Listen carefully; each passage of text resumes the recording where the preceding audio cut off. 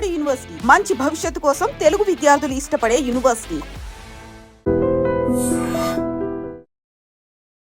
Hi hello నమస్తే, welcome back to iDream media. ఈరోజు మనతో ఉన్నారు హైకోర్టు అడ్వకేట్, అలాగే ఇమిగ్రేషన్ కన్సల్టెంట్ అయిన H1B వీసా కన్సల్టెంట్ సంబంధించిన పూర్తి వివరాలు ఇవ్వడానికి పృథ్వీ గారు ఉన్నారు. సార్తో మాట్లాడదాం. Hi sir. Hi Virat. Sir, current situation of NRI, అమెరికాలో ఉన్న ఎన్ఆర్ఐ సిచ్యువేషన్ ఎలా ఉందంటే అమెరికాలో ఉండలేరు, ఇటు ఇండియా రాలేరు అన్న విధంగా ఉంది. ఎందుకు అంటారు? అసలు ఏం జరుగుతుంది అక్కడ రైట్ నౌ? ఇప్పుడు అమెరికాలో ఉండేవాళ్ళు పర్మనెంట్ రెసిడెన్సీ కానీ, అక్కడ ఉండేటువంటి రెసిడెన్సీస్, అక్కడ ఉండేటువంటి గ్రీన్ కార్డ్ హోల్డర్స్ కానీ, అక్కడ సిటిజన్షిప్ గురించి కానీ మనం పెద్ద వరి అవ్వాల్సిన అవసరం లేదు. వాళ్ళకి ఆల్రెడీ సెటిల్డ్ దేర్. అక్కడ వాళ్ళని ఏమీ టచ్ చేసేటువంటి ఆస్కారం ఉండదు. మనకి ప్రాబ్లం వల్ల ఎవరికి వస్తుందంటే H1B వీసా మీద వెళ్ళిన వాళ్ళ దగ్గర వస్తే ప్రాబ్లం. H1B వీసా వాళ్ళు వెళ్ళే వాళ్ళకి, అక్కడ ఆల్రెడీ ఉన్న వాళ్ళకి ప్రాబ్లం వస్తుంది. ట్రంప్ ఉద్దేశం ఏంటంటే ముందు అక్కడ ఉండేటువంటి ఎంప్లాయీస్కి, H1B వీసా ఎంప్లాయీస్కి శాలరీలు పెంచేస్తాడు ఫస్ట్. అంటే ఉన్నటువంటి $1,20,000 పర్ యానం US డాలర్స్లో వచ్చేటువంటి ఎంప్లాయీస్ ఎవరైతే ఉన్నారో వాళ్ళకి ఒక్కసారి శాలరీ పెంచేస్తాడు. అంటే $1,20,000 నుంచి $1,40,000, $1,50,000 చేస్తాడు. తన ఉద్దేశం ఏంటంటే ఈ $150,000 జీతం శాలరీ తీసుకోగలిగినటువంటి వాళ్ళు మాత్రమే అక్కడ ఉండాలి. ఓకే. మిగతా వాళ్ళు with in short term they have to వాళ్ళు పెట్టి బేడా సర్దుకుని ఇండియాకి వెళ్ళిపోవటమే. ఇక్కడి నుంచి వెళ్ళేవాళ్ళు కూడా ఆ $150,000 రిక్వైర్మెంట్ ఉన్న వాళ్ళు మాత్రమే అక్కడికి వెళ్ళాలి. అంటే మనకి వీసాస్లో, H1B వీసాస్లో వెళ్ళేవాళ్ళు 2 రకాలు ఉంటారు విరాట్. ఒకళ్ళు ఏంటంటే కంపెనీ స్పాన్సర్ ఉంటాడు. అంటే ఏదో కంపెనీ, అతను ఎక్కడో పని చేస్తున్నాడు, ఆల్రెడీ తన ఒక కంపెనీలో పనిచేస్తున్నాడు అనుకుందాం. వాడిని అక్కడికి పిలుచుకెళ్ళేటువంటి ప్రాసెస్, అంటే కంపెనీ టు కంపెనీ తీసుకెళ్ళేటప్పుడు వాడి యొక్క రిక్వైర్మెంట్ ఉండేటప్పుడు తీసుకెళ్లే వాళ్ళకి పెద్ద ఇబ్బంది ఉండదు. కన్సల్టెంట్స్ ద్వారా వెళ్ళేటువంటి వాళ్ళు ఉంటారు. కన్సల్టెంట్ ద్వారా ఏంటంటే ఆల్రెడీ అక్కడ ఎవడో ఎంప్లాయ్మెంట్ నిన్ను పిలుస్తారు, నువ్వు ఫేక్ ఎక్స్పీరియన్స్లు పెట్టుకో, లేకపోతే ఏదో పెట్టుకో, ఏదో రకంగా అక్కడికి వెళ్ళిపో అనే వాళ్ళకి మాత్రం ఇది గడ్డుకాలం. ఆల్రెడీ అక్కడ ఈ 2 రకాలుగా వెళ్ళే వాళ్ళు, వెళ్ళిపోయిన వాళ్ళు ఉంటారు కదా అక్కడ, వాళ్ళకి నీ ఇందాక చెప్పాను చూసారా, మీకు ఈ పారామీటర్స్లో $1,20,000 శాలరీ ఏదైతే ఉందో, US డాలర్స్ శాలరీ ఏదైతే ఉందో, ఆ శాలరీ కన్నా తక్కువ ఉన్న వాళ్ళు you better drop from the country అని చెప్పేసి ఒక 2 months టైం ఇస్తాడు. ఆ 2 months టైం దేనికి ఇస్తాడు? Search for a new job. వాడికి సర్చ్ చేసినా సరే వాడికి అక్కడ రావాల్సిన $1,20,000 శాలరీ తోటి ఉండేటువంటి ప్రమాణాలతో ఉండేటువంటి కంపెనీలో జాయిన్ అవ్వాలి. Otherwise you have to come back to India. Nothing. అక్కడ ఎంప్లాయీ ఎవరంటే it's nothing A contract labour. ఇక్కడ నుంచి కాంట్రాక్ట్లో అక్కడికి వెళ్తాడు. 6 months to 2 yearsలో కాంట్రాక్ట్లో వెళ్తాడు.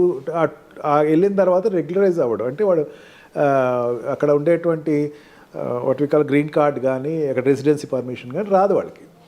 వాళ్ళు ఇంకా గాల్లోనే ఉంటారు. అసలు రెసిడెన్సీ పర్మిషన్ రావాల్సిన వాళ్ళు ఇంకా 60 లక్షల మంది ఉన్నారట అక్కడ. ఇంకా 60 లక్షల మంది అన్నారు. ఓకే. వీళ్ళందరికీ ఎప్పుడు రాను, వాళ్ళు 3 phases వైజ్గా వస్తుంది. వాళ్ళకి ఫేస్ వైజ్గా రావాల్సి ఎప్పుడు వచ్చిన వీళ్ళకి, I'm not talking about Indians, world వైజ్గా ఉండేటువంటి అక్కడ US లో ఉన్న వాళ్ళు 60 లక్షల మంది. వీళ్ళందరికీ రావాలి. అక్కడ ఉండే గ్రీన్ కార్డ్ రావాలి. గ్రీన్ కార్డ్ తర్వాత సిటిజన్షిప్ అప్లై చేసుకుంటారు. గ్రీన్ కార్డ్ రాకుండా ఉండి H1B వీసా మీద ఉన్నవాళ్ళు అక్కడ ఉన్నవాళ్ళు, వాళ్ళలో చాలామంది లెస్ దాన్ $1,20,000 మాత్రమే ఉన్నవాళ్ళు ఉన్నారు. $1,60,000 పైన ఉండేటువంటి వాళ్ళు జనరల్గా సాఫ్ట్వేర్ కంపెనీలో ఉండేవాళ్ళు. మనకి ఏంటంటే సాఫ్ట్వేర్ కంపెనీ ఒకటే అనుకుంటే కనపడతాయి, ఇంకా చాలా సెక్టర్స్ ఉంటాయి. ఆ సెక్టర్స్లో ఉండేవి అక్కడ ఆల్రెడీ US లో లాంచ్ అయిన వాళ్ళు ఉన్నారు. వాళ్ళందరూ కూడా $1,60,000 పైన శాలరీ ఉన్న వాళ్ళు మాత్రమే ఇక్కడ ఉంటారు. వాళ్ళకి $1,40,000 చేసేస్తాడు, గ్రాండ్గా చేస్తాడు. ఫస్ట్ $1,40,000 చేసి ఈ $1,40,000కి వాడికి ఇన్పుట్ ఉన్న వాళ్ళు మాత్రమే తీసుకోండి, ఇలాగే తీసుకోవద్దు. ఓకే. మెయిన్ కారణం ఏంటి?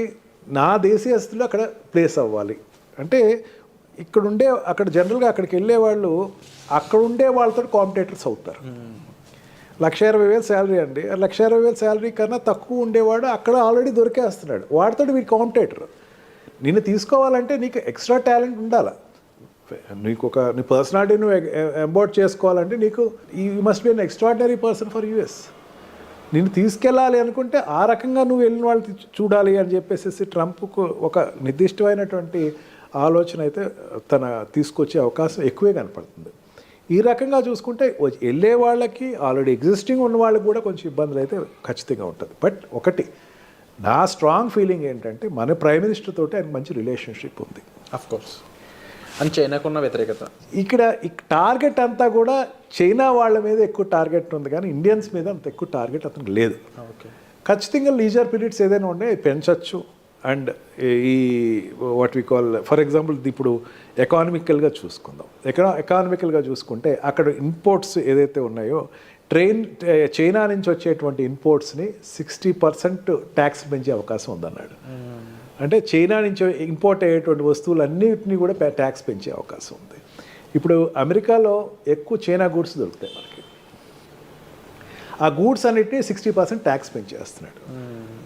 ఎందుకంటే డిస్కరేజ్ చేయటం కోసం అని చెప్పేసి తనకి మెయిన్ ఉద్దేశం అది. ఈ రకంగా ప్రతి సెక్టర్స్లోనూ అతనికి ఈ చైనాని ఎంత డిస్కరేజ్ చేయాలి అని ఉంది. He got good friendship with Indian prime minister.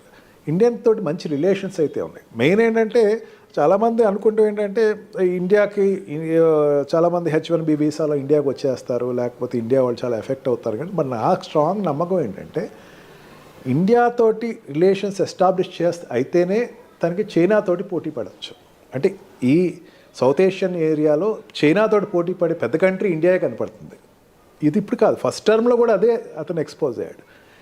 ఈ రకంగా చూసుకున్నా సరే ట్రంప్ ఉండేటువంటి తన పాలసీస్ అన్నిటినీ కూడా ఇండియా వైజ్కి వచ్చేసరికి కొంచెం లీజర్గా కొంచెం లీనియంట్గానే చూడొచ్చు. అందుకని అంత డ్రాస్టిక్గా మనకేం నష్టం రాకపోయి ఉండొచ్చు. బట్ వన్ థింగ్, కన్సల్టెంట్స్ నుంచి వెళ్ళేవాళ్ళు కాస్త జాగ్రత్తగా ఎక్కువ చూసుకుని ఫేక్లు తక్కువ పెట్టుకుని, ఫేక్లు కాకుండా ఒరిజినల్గా మీరు ఉండేటువంటి మీ ప్రజెంటేషన్ ఉంటే కనుక they will get benefited of it. Already అక్కడ ఎగ్జిస్టింగ్ ఉన్నవాళ్ళు కూడా ఇమీడియట్గా మళ్ళీ ఇంకో కంపెనీలో జాయిన్ అయ్యి ఇమీడియట్గా దాన్ని అతను what we call lean period ఏదైతే ఉందో ఆ పీరియడ్ నుంచి బయటకు వచ్చేసి వెంటనే ఇంకో దానికి ఎంప్లాయ్మెంట్ అప్లై చేసుకుని షిఫ్ట్ అయితే బెటర్.